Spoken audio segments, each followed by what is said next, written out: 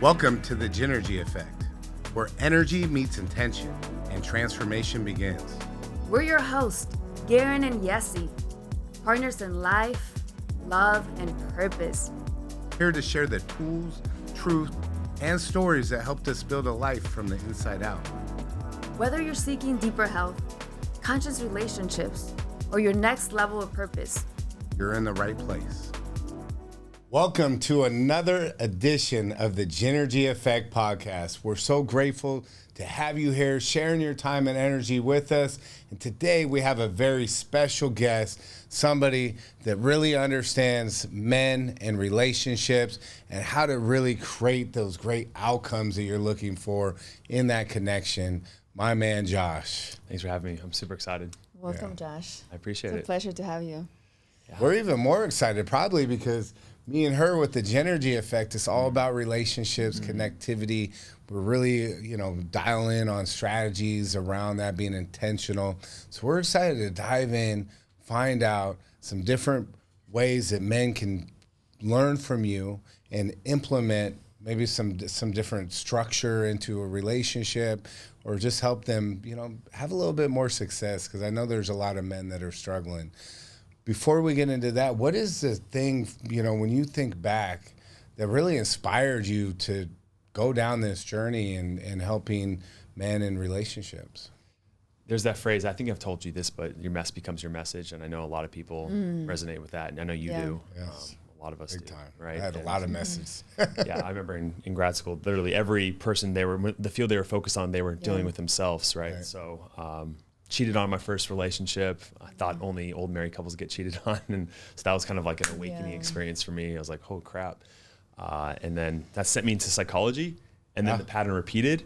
And when that pattern repeated, I was like, okay, either all women are cheaters, which some guys adopt that and some women adopt that belief, and that just repeats for them, unfortunately. But I was like, maybe I'm the common denominator here. And so I learned more about what makes a successful relationship, and realized I can't really do much with a psychology undergrad degree. So I got my master's and started posting YouTube content, learning, just kind of sharing what I was learning. And that pain was just that initial best thing that ever happened to me, right? To send me down this path of self-learning, self-development, and then teaching others the things I was learning along the way. And isn't it crazy how the adversity and that vulnerability ends up becoming our biggest strength in life? Beautiful, right? Yeah. So you got your master's in psychology? Maritime therapy. Okay. Yeah. And now you're a licensed therapist, right? Been licensed for about 10 years, yeah. What do you think for maybe men that, because it's like what you attract into your life is kind of somewhat of the messaging that you say within yourself, right? So if you always think that a woman's going to cheat, then you're probably going to either attract that or create that outcome in different ways, maybe through the insecurities that you have. What did you learn through that experience? What were some of those, it sounded like a pretty big gut check, right? When you went through that? Yeah, I mean, so a lot of guys, it's like almost a predictable pattern. A lot of guys they'll have that pain and they won't process or heal from it. And so they'll adopt a belief system that is not really conducive towards success. A lot of it's like red pill stuff where it exposes a lot of truth about female nature, but it's also attached with these negative beliefs and limiting beliefs around women in relationships, and they kind of get stuck there. But yeah, going back to this law of attraction, right? It's like your brain can't tell the difference between what it wants and what it doesn't want, it just sees it and then goes for it, right? So if you're living through fear, you're going to create that, you're going to embody whatever that is and receive that. Yeah. And you're not, and there's going to be little moments where you're attracting someone maybe who would be a good fit for you, but I just don't have the spark's just not there, and you can't tell why. Well, that spark is actually your soul. It's not going to that thing that you need to heal, right? So you attract these people in your life that create the same pattern, essentially. So you attract the people in your life that create the same pattern. So funny that you say that, because I have conversations with people all the time. They're like, oh, there's no good men or there's no good women in San Diego. And I'm like looking at them, I'm like, I walk around San Diego. That's why I think about it all the time. There's great people everywhere. All the people we know. There's incredible people. I say, well, where are you spending your time? And what where are energy you meeting? And where are you meeting these people? Because if you're intentional about that, and maybe look at your environment and it's a reflection. It sounds like what you're saying is the relationships you track may be a mirror of your beliefs and some of your limiting and beliefs. where you are in life, right? At that point. Where you are in life as well. Yeah, I remember being on a date with this woman a couple of years ago, and cute girl, we're hitting off, and then she started sharing about, she dropped the line like all her exes were narcissists, and I was like, oh no, like all men this. And for me, I was like, red flag, you know, and just like that's. And I'm not gonna sit there and do a therapy session with a girl on a date, but I was like, well, it's just not a good fit, you know. So yeah, a lot of guys have those same beliefs, and a lot of people are unconscious of it, though they're not even aware of it. So true. Right? It's just so automatic for them, and no one really questions it. And why it's such a beautiful thing to be with other people who are like a higher level than you, just so they can call you out on those beliefs. Having that accountability and that elevation, like so raising your vibration and the way that you see the world. I mean, because how we speak inside is what creates our reality outside of us. And I see a lot of people focusing on, instead of focusing on what they desire, like green flags, right? Focusing, there's this big green flag, red flag thing, and we did a funny little baby green flag, red flag. That's kind of, it was pretty cool. But yeah, I would love to hear your thoughts on focusing on red flags versus green flags when you're on a date. Yeah. There's just to be a lot of people focus on the red flags, and sometimes it puts them in that negative headspace where they're just looking for something wrong.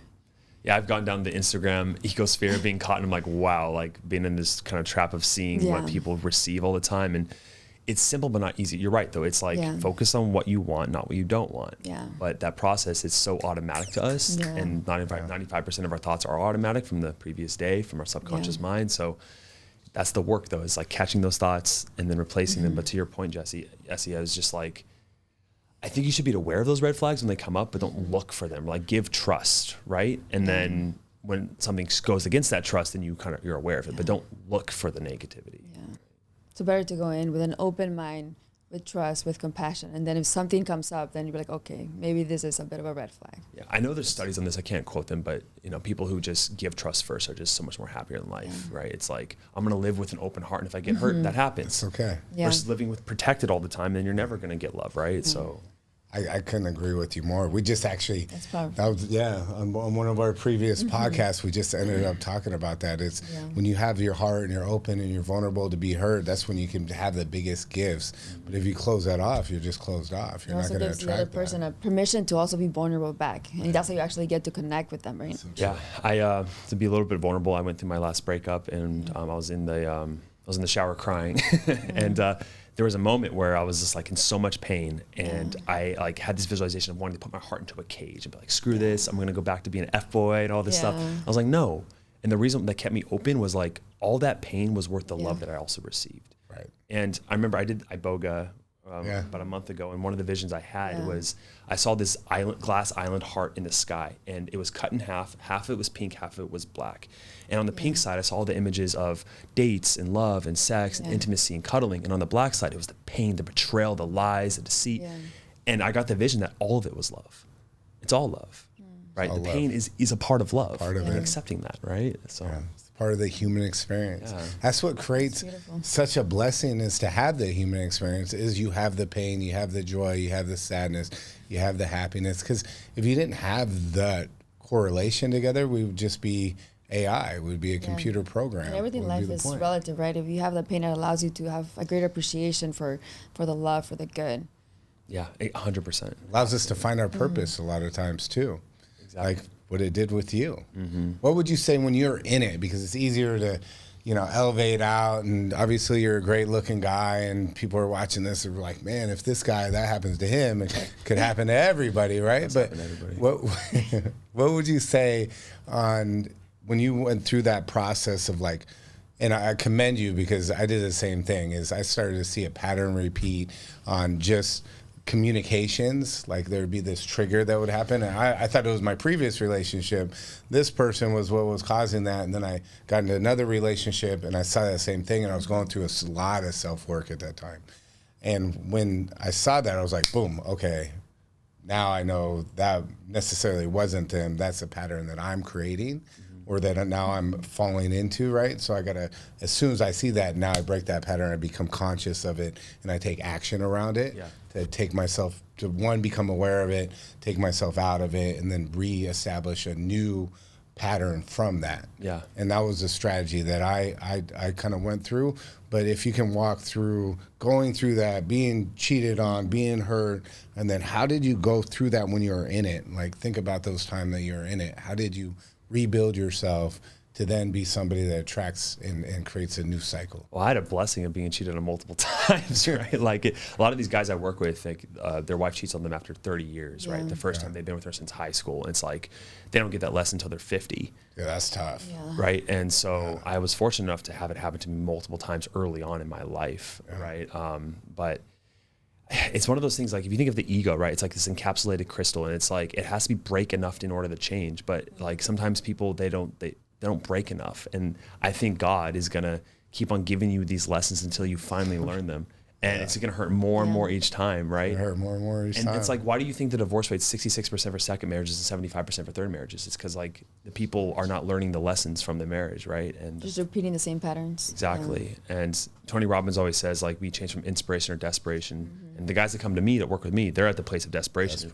And 3-4 months in, they're like, what the biggest gift I've ever received. Like, I'm so thankful for this pain that I've received. But a lot of guys, if you're stuck in a pattern yourself, it's just like you have to pause and ask yourself, like, what is my role in it? And the villain that we have, for me, at least, Karen, I know you resonate with this, and you too, Yessie, is the victim. It's like, it's not because of me. You know, it's because, oh, my wife's a narcissist, or she's bipolar, it's her mental health, it's a church, it's her therapist, it's her single friends. It's like never yourself. And so if you can start with the foundational concept that it is all about you, from there, that leads to growth, right? So. And everything that happens for us, not to us. Yes, it sounds like taking accountability, right? Personal accountability. Yeah, I mean, because like if you think about it, it's like one of those things like working out or eating healthy. It's like it's not good on the front end, but on the back end, it grows. It helps you. It sucks to say, man, this was because of me. Maybe I'm not as loving or caring or attentive as I thought I was, or a good communicator. Yeah. And it hurts in the front end, but the long term, it's like, okay, look at yourself in the mirror. Now I can improve and grow. Right. Right. Yeah. And so it starts with that. But so ending up not closing off, keeping an open heart and an open mind, and then having self-reflection to say, okay, what actions or what patterns am I repeating that is attracting this into my life? And what can I learn from that?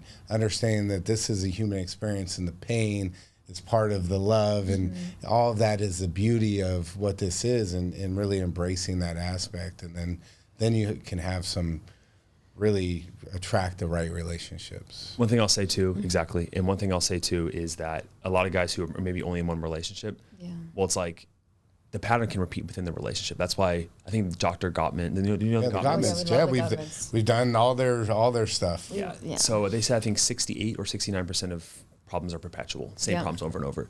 And that's because a woman, at least, because I work with men, like a woman is showing them through her criticism or the feeling of disconnect, what are the patterns within him that are blocking that intimacy? Right. And a lot of times it's stuff that from his childhood that, you know, he learned as protection mechanisms and defense mechanisms to keep him safe. But with his wife, it's like it's not working. So you have to change and adapt, right? What are some like tools or frameworks that men can use to identify these patterns? Sometimes when you're in it, like it can be hard to identify if it's something that you're doing over and over. What are some of the tools that you have used or seen work? An advanced one, which I'm sure you guys have knowledge on, is the shadow work stuff, right? Yeah. And for those who don't know, shadow work is from Carl Jung. He talks about these parts of ourselves that we had to lock away as children because we weren't accepted. Let's say it's for man, the typical one is like, I can't show vulnerability or being sad. So I put that sadness within myself, and it comes depression. And so looking back at your childhood and thinking like, what parts of myself did I have to neglect? And then basically what the shadow happens is when you put that part away, it comes out unconsciously. Different ways, Right. So if it's like for myself, I'll use myself as an example.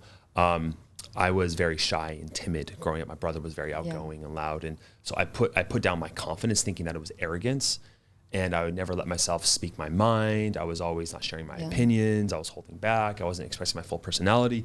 And people thought I was just being arrogant or cocky or whatever it is. But no, I was just shy. Right. But I was repressing that part of me until I became aware of it, where it came from, because my brother growing up, that awareness is 80%, and then it's just taking corrective action over time. Right. In those moments when you would normally, your emotions are like, don't share that opinion, don't share your political beliefs, or don't share this. It's like, no, I'm going to step into conflict. And luckily for me, I worked with people on parole and probation and anger management as a 22-year-old. And I had to sit there for groups of like 30 men who were like all had anger management, and there was almost fights. And so I was thrown into the fire of like stepping into conflict. That was my kind of initiation path. But for a lot of people, it's just that awareness piece is first. I think that has been a big learning lesson for a lot of people, and just humanity in general and our society, is conflict can be a good thing. and not standing up for your beliefs or not sharing those beliefs because you don't want to like ruffle the feathers or whatever, I think is where we see a lot of narratives or things that may not be commonly believed by most people end up gaining all of this traction because people are like, I'm not going to speak my truth. I'm not going to, because it's uncomfortable or it's going to create conflict.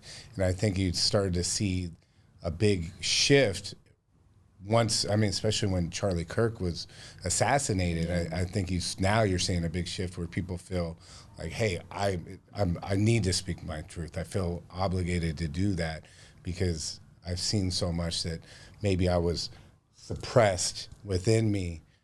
What have you seen in life as far as the difference when you were passive that way and didn't stand up compared to you being in your power and in your strength as a man and sharing and standing up for your values and your beliefs? Yeah, I shared with the person I've been dating last night. I was like, I said, everyone likes me, and if someone doesn't like me, they don't know me. but the thing is, I mean, funny. it's really about having the courage to be disliked, though, right? And And if someone dislikes you for one opinion, do they really know you? No. Right? Yeah. Do they really know you? And people like to label people. Yeah, we put things in boxes, right? We stereotype. It's just, it saves calories, right? It's a mechanism that we always do. Conflict's an opportunity to really understand someone better. A lot of people view conflict as divisive, but it can really be an opportunity to understand someone at a deeper level. 100%. And then you look at that on a societal level, what's been going on with the divide. So it's like it starts with your individual self, though, right? That's what I focus on, at least. And knowing yourself first. That's the key. Yeah. See, good point. Yeah. Like knowing who you are and what you actually want, right? Because a lot of our opinions, we got them from other people. And it's like no one really questions. They kind of live on autopilot, right? Like I'm gonna believe this. I'm gonna go with this political affiliation, this religion. They don't like guess or second, take a second to actually go inward and say, this is what I really want, and keep an open mind. Yeah, and for going back to full circle to the guys, like the majority of the men I work with are like the typical nice guy, right? And so they kind of really struggle there, is like they've sacrificed pieces of who they were and what they really believe to make their wife happy, to keep the peace, but really their wife is losing respect, right? Because in order for her to respect you, you have to have strength, and strength is delivered through those boundaries that you have, which you have to come across, right? Right. So, yeah. I call them non-negotiables. Non-negotiables. I have negotiables and non-negotiables, and my non-negotiables are non-negotiables. Yep. And if you break those, and that's that. And we know that. And me and Yessie are both in this relationship because we desire to be in the relationship, not because we are obligated or we're trying to grab onto each other to hold each other there. And it's like I trust her 100%. And then if she made a decision to go do something that's out of alignment with her, I'm not going to hold her back from that. That's her decision, right? And so I think sometimes people are like, oh, I got to hold on so tight. And when you try to hold on something, that's usually when it dissipates. But when you just protect it and hold it and give it its space. It's so funny you say that. I literally give an analogy to the guys when it comes to boundaries and assertiveness, and I put it on a spectrum because everything's relative, right? Yeah. It's like I say, there's guys that are controlling. They use the bird cage. They put their wife in a cage. You can't do this, you can't do that, ultimatums. There's the guys, majority of them, there's no nest at all, right? It's just, there's no boundaries. She can't even sit there, and so she'll leave. And the bird nest, what you just created, is like, I have my boundaries, but I'm not trying to cage you in. I love that analogy. And to add to that, I feel like having those boundaries and non-negotiables, that's what actually makes you a high-value man. And to a woman, that's super attractive. That makes me even more attractive. Makes you feel safe, right? Because he's consistent, like, he's predictable, right? Yeah. Exactly. So true. One of the things I also help guys with, you say non-negotiables, is helping them identify their core values. There's a really good exercise. It's on Jeffrey Scott, 200 core values. Okay. I had them scan over it with their eyes, write down 15, then narrow down the top 3. So and then for like the quarter, they're like, these are my 3 values as a man. And values, I see them, they serve as like signposts on how to direct your behavior. So a lot of guys, when they come into a situation where there's conflict, they're like, okay, my wife is talking to this. I had an example a couple weeks ago. A guy was like, his wife was talking to her ex-boyfriend in high school, but they were just having phone conversations. Oh, he's just a friend. I'm just catching up with him. And he didn't know what to do because he was afraid if he like set a boundary on that, like I'm not okay with that she would leave the house because they were already rocky. And it's like us men, like women have an internal compass with like connection and love. Yeah. I think us men, we have an internal compass with respect. We're feeling disrespected. Respect is huge. We're feeling disrespected. Yeah. And so I got him to basically say that one of his core values was respect. And so he's like, based on your core value, that signpost, you are going to say something about this. Yeah. Right. So. Such great perspective. Yeah. You can really walk somebody through an exercise like that to have them come to that determination. That's, you know, because being a great coach or being a great mentor, it's not about telling people anything. It's being a great mirror and a reflection, and people be able to see fully. That's every hero's journey, right? What about, you talked about childhood a little bit. What was your childhood like? I think, I mean, see, it's unfortunate. I'm comparing it against, like, I've worked with drug addicts and, you know, the worst of the worst, right? And a lot of abuse and trauma. So I'm comparing against them, which is like, I had a great childhood. Yeah. I had my issues. Myself and my older brother, he was pretty abusive toward me. We're better now, but it was pretty bad. And then other than that, I mean, it was a great childhood. Like, it really was, yeah. Where'd you grow up at? Northern California, East Bay. Okay. So if you know Northern California well, it's not Bay Area, it's Tracy. It's like right off the 5. Yeah, small little town. That's cool. Small town boy. So small town boy. Yeah. What prompted you to come down to San Diego? And logically, women, work, and weather. Women, work, and weather. Those W's, are the W's, baby. Let's love go. that, actually. But there's actually, but like, I think from a spiritual reason, I'm supposed to be here. Just my people are here. And there's actually a book. It's like a life path book. And I know this is kind of esoteric, but like my friend Mary French, she's very like a spiritual woo-woo girl. And I love her to death. She found this book where it's like you take when you were born and it puts you on a line across the earth. And my line cuts right through Southern California, right through San Diego. I have to take a look at that, because when I came to San Diego for the first time, I felt drawn to this city. Like I knew like this was my city. It felt like home right away. Like I knew I was gonna move here. Yeah, it's just. It's amazing. Yeah. So I got a question for you, because I like to ask people this. I asked somebody this on another podcast too.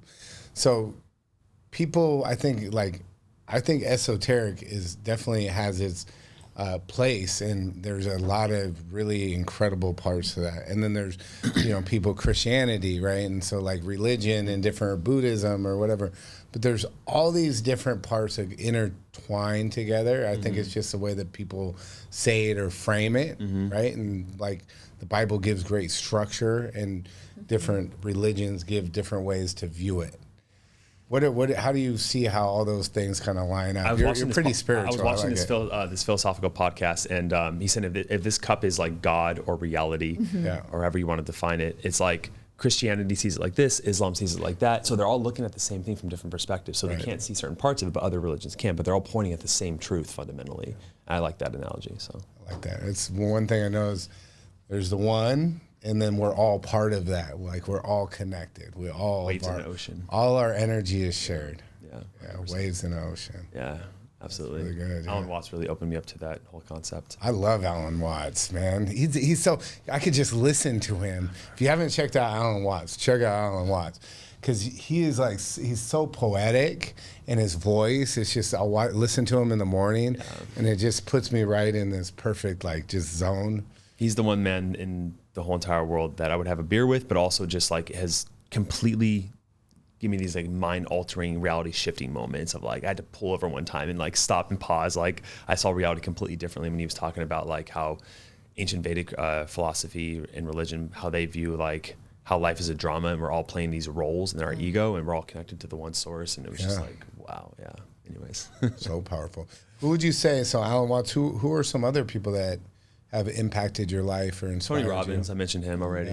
Tony's he created the whole coaching Robbins, space. I mean, that guy has saved so many lives, like such a huge impact on the world. I think we don't even realize the impact he's had. He's a trailblazer. Yeah, he really is. He's the Michael Jordan of personal development. Yeah, and he's been doing it. Michael Jordan had to retire, right? So like he's continuing on impacting the world. I know. Jordan Peterson. Jordan Peterson.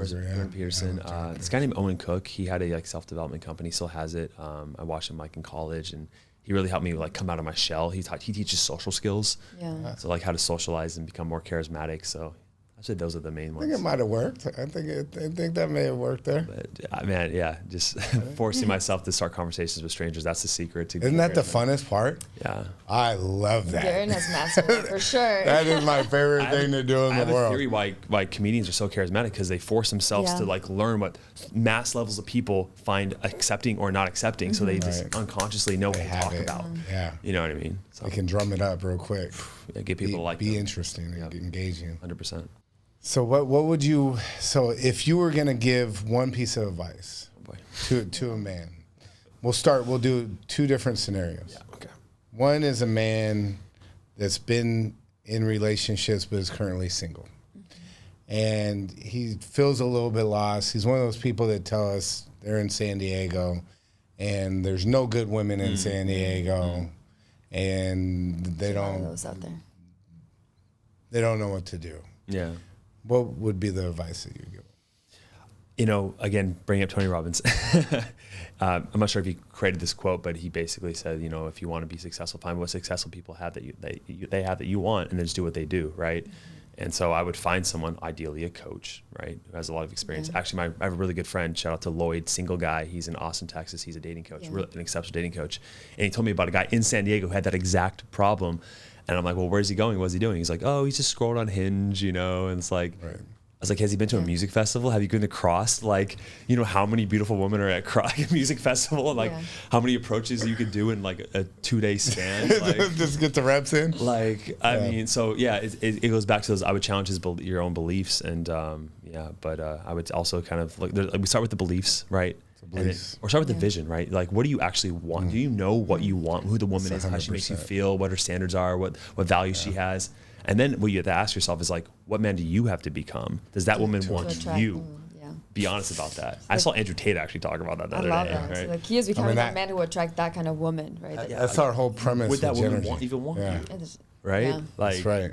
And a lot of guys, unfortunately, it's one of the biggest limiting beliefs a lot of guys have. They think it's about the money, it's about the success, it's about the height, it's about, those are such limiting beliefs. I can find so many counterexamples to guys. Like, and personally with me, I've always been like this. I've been 6'4", you know, forever, and I struggled with women horrendously. I could sit here and tell you horror stories. I want to hear some of them. I could share them if you want me to. I remember this girl, I liked her, and I used to pick her up and drive her to school. And then one day I forgot to get her, and I started panicking, right? And she was already into me, and we were dating. I went out and I bought her a sorry card for not picking her up to school. I thought it was the best idea ever, with some chocolate. And I walk up to her, and I have this card, and she's all excited, and she reads this card saying, I'm sorry for like not picking you up in the morning. And then I saw all attraction die in her eyes in that moment. And she started dating some like bad boy the week after. And so, yeah, I was just a super nice guy, repulsed woman in my life for many years. So, but yeah, so it's the vision of what you want, who you want to become, and then challenge those beliefs. And then then you go down to the practicality of like where you find these women, like how many women are you actually approaching per week and stuff like that. So I thought that was kind of cute, but Not everybody's just. She didn't like it. Yeah, I could see. Okay, I love that. That's a great example. And where would be some great places to meet a woman? Yeah, the conventional advice is like, what are you into? Other than cross, yeah. What are you into, right? Like the girl I'm dating now, I met her at yoga. Yeah. You know, struck up the conversation with her. But I didn't go there for girls. I love yoga. I love the practice of yoga, right? The gym, obviously, is a good one. Yeah, exactly. The gym, but everyone should be every guy should be working out, right? Yeah. I used to go to this rock climbing gym here, the Mesa gym, Mesa Ram. Yeah. It's a good spot. I mean, all the farmers markets, coffee shops. Just put yourself in places that the person that you desire to be your partner would be at, that you're going to be. The beach over the summer. You go to the beach over the summer, like wind and sea, and, you know, strike up a conversation. Okay. So there you go, single guys. No excuses. You have all the tools, all the tips. I think what holds guys back when they're single, though, is not the finding the girls, because they're like rejecting when they even see them. Their reticular activation system's probably even rejecting that they even see the girl. It's the fear of not knowing what to say. And a lot of guys feel like they have to say the right things. That's one of the biggest limiting beliefs. Because I used to be a dating coach, I used to teach this, and it's like, it's not what you say, it's how you say it. Really is. Like the energy behind it, the confidence. You could walk up to a girl and say almost anything. Like so there's a phrase that Owen Cook taught me, like there is no opener. You can walk up to a girl being like, oh my God, the other day, going to a random story, you didn't even meet the girl yet. She's gonna fall into your frame, because you're accepting that it's okay to walk up to a girl and just tell a story to her, and it's normal. So she'll accept that it's normal. Anyways, I can go on and on about that. No, that's beautiful. I think people need to hear that for sure, because there is way too much pressure that we put on ourselves that everything has to be perfect. She feels the pressure. She feels it. We can feel that. Oh, we can feel that. Women are so intuitive. If he's feeling anxiety, then she's going to feel anxiety. And then women don't want that. They want to feel safe, secure. They want to feel led. Humorous. Humorous, that's important. Humor is good. Yeah, lighthearted. Oh yeah, if you can make the girl laugh, that's your game over. Yeah, it's game over. Don't try too hard to make the girl laugh. Just naturally, allow them to happen. when it happens. Exactly. So, okay, so that's single. Let's say there's a man that's in a relationship. Yeah. And they feel like they're just on this cycle, this treadmill of just, or like hamster wheel of like the same cycle keeps happening over and over again. And they feel disrespected, they feel frustrated, they don't know whether to get off the wheel and be done with that or to continue on. What would be a way that they could look within and really figure out whether the right thing to do is get off the wheel, because maybe there's just some toxic relationships, or if it's something that they can shift and some strategies that they can implement within them to change those outcomes? That's what I dealt with in my last relationship, and the conclusion I came to after all that was, if two people are willing to work on it together, then there's a chance. But if one person is not taking any responsibility, they're blaming the other person for everything, and they're not even one conversation about like, yeah, this is me too, or this is my part in it. I don't see a way things can improve. I'm not saying it's impossible. Yeah. But one of the things too, Garen, which I really, as a teacher now of sorts, is I'm obsessed with actually how does information actually go from here to here? And a lot of times it's hard to see the forest when you're in the trees, meaning that like, you can tell, we can give everyone else advice for their stuff, but when you're in it, your emotions literally blind you to what's going on. Yeah. And that's when you got to go see an expert, right? Like reading books is helpful, but truly talking to someone else who's been on your journey or has helped others on your journey, and they can see within seconds, knowing exactly what to say to point out that blind spot. That's the best way to like honestly have that growth. But it has to start with like, does that person even want to work on it with you? Right. Yeah. So, okay, this was really great. And I think that we're probably going to have to do this again because there's so much for you to share and so many different strategies I think that we could really dive into and get down. But before we leave today, what would be something that you'd want to share just from your heart, from your soul, from your life, just a piece of advice that you can give to anybody that's watching? I believe we're on this planet for lots of reasons, but one of them is to grow, to learn. And I've done a lot of psychedelic experiences, and I'm taking credit from my friend Kevin here, but I think the biggest area of growth you can have in your life is within the context of a romantic relationship. Yeah. Oh, yeah. It's just there's something about getting that close to someone else. They can just see these parts of you that are preventing love and connection. And so when you can actually take the perspective that this relationship is helping me grow and I want to grow as a person, I mean, from there, it's just about, going through the obstacles and finding them that they're the way, right? So relationships are the best domain to really grow as a human being, I would say. I love that. I couldn't agree more. Definitely grown a lot from this relationship. Yeah, I've grown the most in this relationship. That's very grateful. So for you. Cool. Yeah, very grateful for your her. guys' Every day. Your guys' combined energies creates almost like this third force of like combined energy that just grow. You guys grow. It propels you forward together. You know what that's called? Tell me. The Gynergy Effect. The Gynergy Effect. Yeah, it's this amplified energy. Yeah. Magnetic amplified energy. I love that. That's where it stemmed from. That's where it got, because everyone's like, your guys' energy is so, it's like magnetic. And we're like, we got let's make something from that. It's crazy when two full people come together and what they can create. Yeah. It's been a long journey to be the person, the man that would attract this human being into my life. Yeah. We always say 1 + 1 doesn't equal 2. 1 + 1 equals infinity, which is also our logo. I love learning more about that. That's amazing. Yeah. Well, Josh, if somebody's looking for you or wants to dive in, tap in with you, how would they find you? The best place to go is the Marriage Reset YouTube channel. Okay. Like hundreds of videos of content, and there's links always in the videos down below to set up a call with our team if they want additional help. Josh, both Yessie and I are so grateful for you joining us. Thank you so much. Thank you. And look forward to continuing this conversation. Absolutely. I'm sure the audience really appreciated this too, and we appreciate you being here and sharing your time with us with the Gynergy Effect podcast. We're on a mission to impact lives and change the world. It just happens one ripple at a time. Please come in, check out our next episode. If you really enjoyed this, share this, like this, subscribe to it, and we look forward to seeing you next week on the Gynergy Effect. Thank you. Thank you. If this episode spoke to your soul, share it with someone you love and tag us at the Gynergy Effect. We'd love to connect. and remember, your energy is your power. Use it with intention.